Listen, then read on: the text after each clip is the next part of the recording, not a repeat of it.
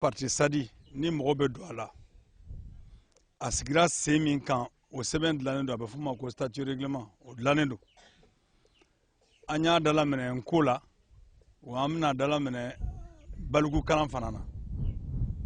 mɔgɔw a kɛkun ye mɔgɔw ka se k'a faamuya k'a dɔn parti in bɛ mun nɔfɛ an y'a yira fana k'a fɔ ni mɔgɔw donna la ayiwa bɛɛ de b'a di ɲɔgɔn ma ka taa ni sɛbɛn sigi sɛbɛn ye nka ne ye min ye ko la o la bi jamana kɔnɔ malo ale y'a fɔ an labɛnnen bɛ cogo min na k'o kɛ an ka tɔnw ye a fɔra o ma ko parti sisan an bɛn'o kɛ mun ye an bɛn'o kɛ fanga ɲini cogo di o tuma ne bɛ min fɔ aw ɲɛna yan ni statut règlement dira a ma yan ka sanga kɔnkɔrɛ de b'a yɛlɛma ka sanga san nataw ma a ye hakili jagabɔ k'a kan a bɛ yɛlɛma cogo min na statut bɛ se ka yɛlɛma cogo min na k'a bɛn an ka sigida ko kɛcogo la walasa an ka se k'a ko o cogo la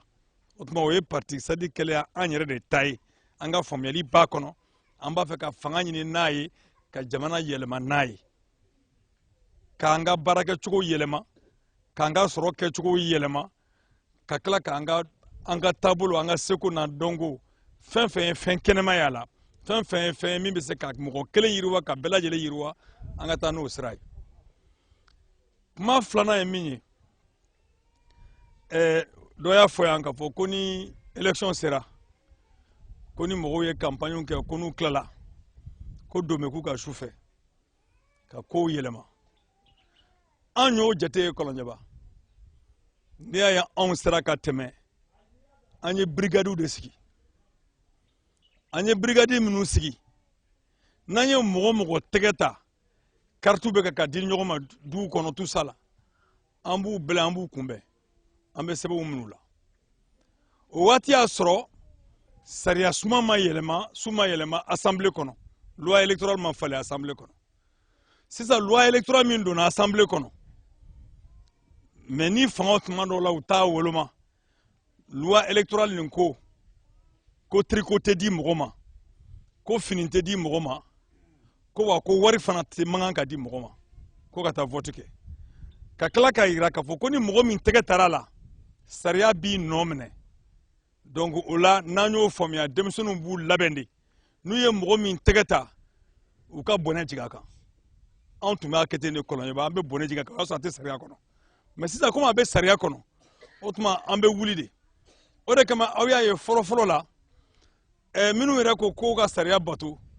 u ma t'u den ka taa miliyɔnw di ɲɔgɔn ma wa ka tila tuguni kɔnɔ o forondoro kɛnɛ ma a forondora kɛnɛ ma donc ko dɔ ye miliyɔn 100 ni miliyɔn 50 di dɔw ma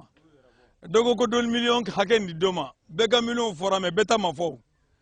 u yɛrɛ ma tila k'a jira sisan anw y'a fɔ n ko kalata ma kɛ an ko président ma sigi bon ni sariya sɔsɔra yɔrɔ min na ka mɔgɔ min sigi o ma kɛ nkalon ye wa min ko k'ale kɛra fɔlɔ y'a yirala k'a fɔ o ye miliyɔn caman di sariya y'o sɔsɔ min ko k'ale kɛra filanan y'a yirala k'a fɔ k'o fana ye miliyɔn caman di o fana dara kɛnɛ kan min ko k'ale kɛra sabanan y'a yirala k'a fɔ k'o fana ye miliyɔn camanw di o tuma nin fɛn bɛɛ mana kɛ président ye o nin bɛɛ ma sigi nanbara kan wa o tuma IBK min bɔra o kɔnɔna na ka sigi a ma sigi nanbara kan wa a ma sigi sariya sɔsɔ kan wa a ma sigi nkalon kan wa o de la n b'a fɔ k'a fɔ ni sariya mɔgɔw taara ka taa sariya dɔw wulila ka taa sariya sira fɛ ka taa IBK nɔ minɛ ko sariyatigiw kana a togo cogo si la ka kɛ président ye o fana bɛ démocratie kɔnɔ mais sariyatigiw komi olu sannen don a fɛ i komi Manasa y'a ka fɛn ye a ka bolokɔnɔfɛn ye o yɔrɔnin na baara gɛlɛyara o ma sɔn ka kɛ mais n bɛna min fɔ aw ɲɛna assemblée ko kan assemblée ko in bɛ cogo min na fangaba dira jamanadenw ma ka tila ka fanga minɛ u la u yɛrɛ tila k'u kɔ don fanga la assemblée kɔnɔna na mɔgɔ caman b'an ka kuma fɔ k'an bɛ ka kosɛbɛ kɛ an bɛ ka kosɛbɛ kɛ mais u tɛ min kalama n'i donna assemblée kɔnɔ sariya ko de don mais aw ka députéw tɛ se ka sariya ta a fɔra k'an sigi kun ye ka sariya ta ye mais an tɛ se ka sariya dilan yɛrɛ k'a ta ka d'a kan sariya sunba min bɛ yen o ko n'i ye sariya min ta ko fo i yɛrɛ i ko o bɛ sɔrɔ cogo min na nafolo min bɛ don o da fɛ k'i ka t'o ɲini donc o kɛlen ka kun d'a ma ka nɛn bɔ a la donc o kan ka falen jamana in kɔnɔ n'anw ye fanga ta anw bɛ se k'an miiri ka fɛn min falen o y'o dɔ ye parce que ko sunzani ta ye kɔmɔ ye ni kɔmɔ bɔtuma sera sunzani bi dugu o de Mali assemblée mais Mali kelen tɛ dɛ u ye janfa minnu don farafinna la ko démocratie dɛ a sigikan dɔ filɛ nin ye o de b'a to an ka démocratie bɛ nafolotigiw sago la mais nafolotigi minnu don anw yɛrɛ ka nafolotigi fana sago tɛ dɛ diɲɛ nafolotigiw sago de b'an ka démocratie la ka d'a kan olu de bɛ wari bila ka na di gouvernement ma ka tila k'a fɔ gouvernement ɲɛna ni sariya sugu in ta gouvernement bɛ sariya ta a bɛ tila ka se députéw ma hali ni député kumana fo ka i dayɛlɛ i tɔ na a tɛ se ka foyi yɛlɛma ka d'a kan président bɛ yen président sɔnna ka ban ministre bɛ yen ministre premier gouvernement sɔnna ka ban ministre nana président fana ka jama de ka ca assemblée kɔnɔna na donc bancogo t'a la o janfanjugu de b'an ka démocratie kɔnɔna na o la mɔgɔw bɛ baga mɔgɔ dɔw ma i yɛrɛ kɛra président i b'a la i yɛrɛ ye député i b'a la mais fanga tɛ yen o fanga bonda ye bonda 9 de ye Mali kɔnɔ bonda 9 fanga bonda ye bonda 9 de ye Mali kɔnɔ o bonda 9 in bɛɛ nunjuru minɛlen don k'a di bonda kelen ma bonda fɔlɔ ye min ye o ye président ye o ye fanga bonda fɔlɔ ye filanan o ye gouvernement ye n'o ye premier ministre ye bonda sabanan o ye assemblée ye bonda naaninan a bɛ f'o ma ko haute cour de la justice bonda duurunan a bɛ f'o ma ko cour suprême bonda wɔɔrɔnan a bɛ fɔ ko au conseil de la magistrature bonda wolonwula au conseil des collectivités bonda seginnan conseil économique et social bonda kɔnɔntɔnnan hakili o ye cour suprême ye donc bonda 9 in de bɛ yen mais nin bonda fɛn fɛn bɛ yen ni président ka député de ka ca comme a bɛ kɛ ten de assemblée président ta ye donc a fanba président mana fɛn fɛn fɔ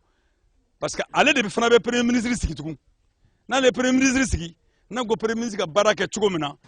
premier ministre t'o de fɔ députéw ɲɛna a fɔra ko n kana baara kɛ tan de députéw de b'u bolo kɔrɔta k'a fɔ an sɔnna président ka baara ma walima an ma sɔn mais n'a sɔrɔ président min sigira aw fɛ jamanadenw fɛ o de ka député ka ca donc a bɛ kɛ président sago ye sɔrɔ ni musaka fɛn fɛn bɛ jamana kɔnɔ o sɔrɔ ni musaka fana premier ministre de bɛ na n'o ye a n'a ka ministre des finances kɔnɔ n'o yira députéw la sɔrɔ ni musaka filɛ nin ye a bɛ sɔrɔ tan a bɛ don nin da nin da fɛ hali ni e ta ye tiɲɛ ne ko k'o ye nkalon ye komi président ka député dama de ka ca président ma n'i bolo kɔrɔta a bɛ ko o ta de ye fanga to to fanga ye président bolo cour constitutionnelle mɔgɔ minnu b'a jateminɛ n'o ye bonda dɔ ye cour constitutionnelle c'est ni sariya kɛra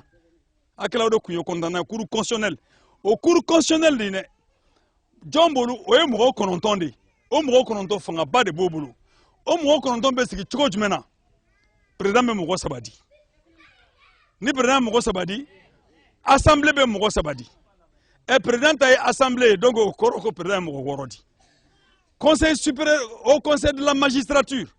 n'o ye sariyatigiw ta ye président b'olu bɛɛ sɔn fɛ o y'o président ye olu bɛ mɔgɔ 3 di o tɛ président kelen ka mɔgɔ 9 di yan donc jamana tagara a seginna a bɛ président bolo donc maintenant ni mɔgɔ minnu nana don mɔgɔ min ko k'a ma jɛ ni président ka taabolo ye n'o nana ka na don sariyasun kɔnɔ ni député b'o bolo député i bɛ se ka baara jumɛn kɛ o i ka jɔnkari baara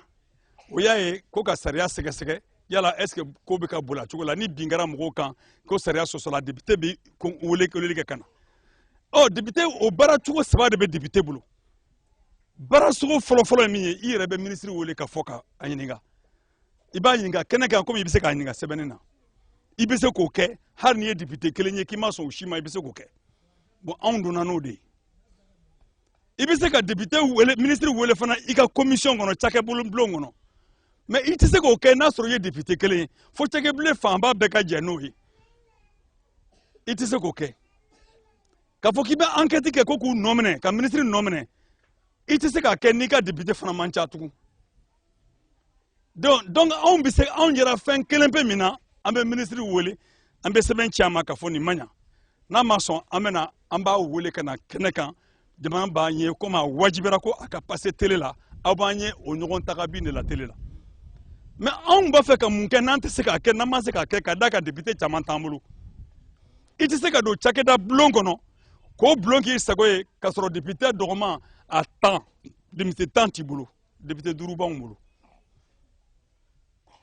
i tɛ se kɛ cogo si la ka gouvernement bɛɛ lajɛlen convoqué ka na député bɛ se ka kɛ k'a convoqué ka na sigi télé la bɛɛ k'a ye k'i hakilina f'a ɲɛna ni député 15 t'i bolo député 5 b'anw bolo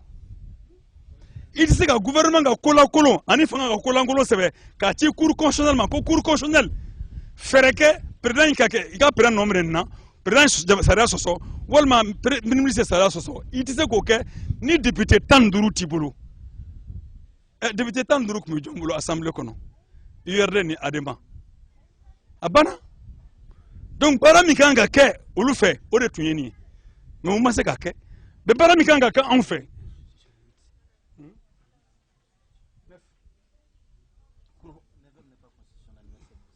qu'est-ce qui n'est pas constitutionnel? Donc maintenant fɛngɛ ninnu kɔnɔna na ADEMA tun kan k'o kɛ parce que député 15 b'a bolo URD tun kan k'o kɛ député 15 u tun bɛ se ka gouvernement wele ka fanga lakile a bolo u ma se ka kɛ donc an ka problème filɛ nin ye député 15 tun tɛ parti sadi bolo an tun bɛ se ka baara kelen pe min kɛ o y'a ye mɔgɔw y'a ye min na o y'an dan ye mais gɛlɛya min bɔra an ka baara kɔnɔ na o la gɛlɛya min bɔra kɔnɔ maliyɛnw nana ka na kɛ n'an nana ka na mɔgɔ min wele n'an ye ministre min wele n'o ye dɔ bila maliyɛnw bɛna f'a ɲɛna k'a fɔ ko he ko anw de bɛ se ka ko bɛɛ ɲɛnabɔ donc mɔgɔw bɛ taa an da la n'an ma se ka min ɲɛnabɔ u b'a fɛ an ka ye ko bɛɛ ju la i ye marifa di mɔgɔ ma marifa kura di mɔgɔ ma i ma kisɛ k'a kɔnɔ i ye kisɛ ni 5 d'a ma i ko k'a ka sogo 20 faga ni kisɛ 5 ye o bɛ se ka kɛ n'a ma kɛ jinɛ marifa ye k'i ka sogo 20 faga ni marifa kisɛ 5 ye o bɛ se ka kɛ donc o de la n'u wulila b'a fɔ ko politique mɔgɔw bɛɛ ye kelen a bɛɛ ye kelen aw yɛrɛ bɛ assemblée kɔnɔ aw ye mun kɛ aw bɛ assemblée kɔnɔ mun ye a ye minnu di assemblée kɔnɔ dɛ olu ka jaabi de filɛ nin ye i cogo si la i tɛ se ka cakɛda kelen kɛ anw minnu filɛ nin ye hali bureau tun t'anw bolo assemblée kɔnɔ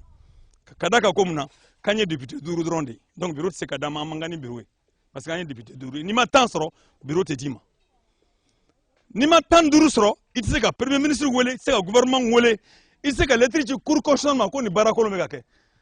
donc o tuma fanga jumɛn tun b'anw bolo député bulon kɔnɔ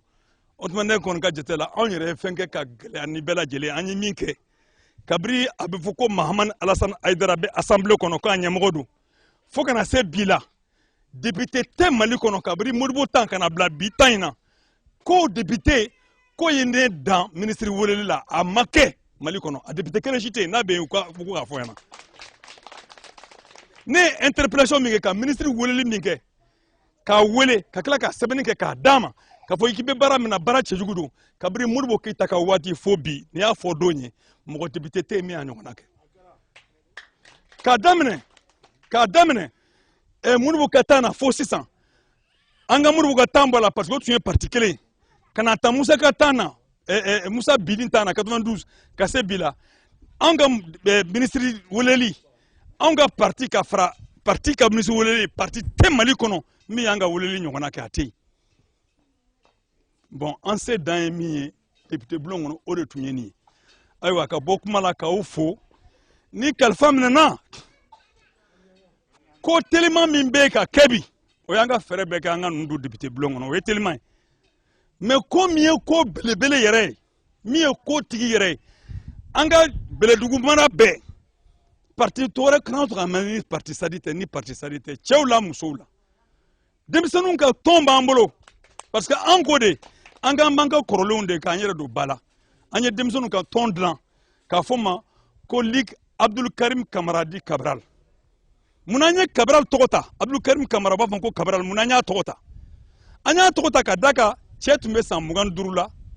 a tun y'a ka kilasi fɔlɔ de ye a tun ye bɛɛ dan a tun tilala kaba komi ne tun tilala cogo min na a tɔ tun y'a ka na ka sɛbɛn di k'a fɔ a ye n ka diplôme di yan n ka taa kalan kɛ a tɔ tun y'o dɔrɔn de mais mɔgɔ kelen minɛli k'a don kaso la ani k'a fɔ ko an denw bɛɛ tɛ se ka kalan o kama Cabral sɔnna k'a ni di tɔw ma a sara o cogo de la a tun b'a dɔn fana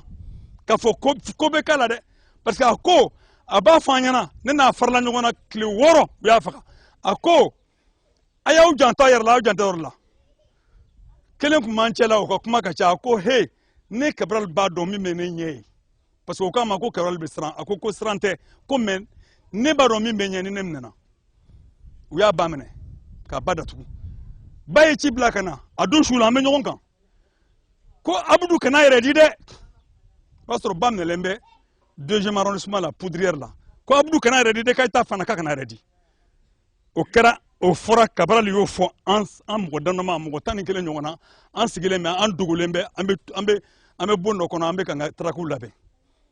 donc malheureusement n ye rendez-vous di ɲɔgɔn ma ko kalo tile 6nan o tile 6nan taara bɛn kalo tile 16 ma o 13 Cabral minɛna Cabral fagara mais o tuma an ko denmisɛnnin minnu bɛna don an ka tɔn na u k'u dusu kɛ Cabral dusu ye k'a fɔ ko ja mɔgɔ bɛ se ka to wali kungo la k'a sɔrɔ wari ma d'i ma donc an k'o de kama an ko jeunesse Abdul Karim Kamara di Cabral an k'an bɛ muso minnu fana tɔgɔ di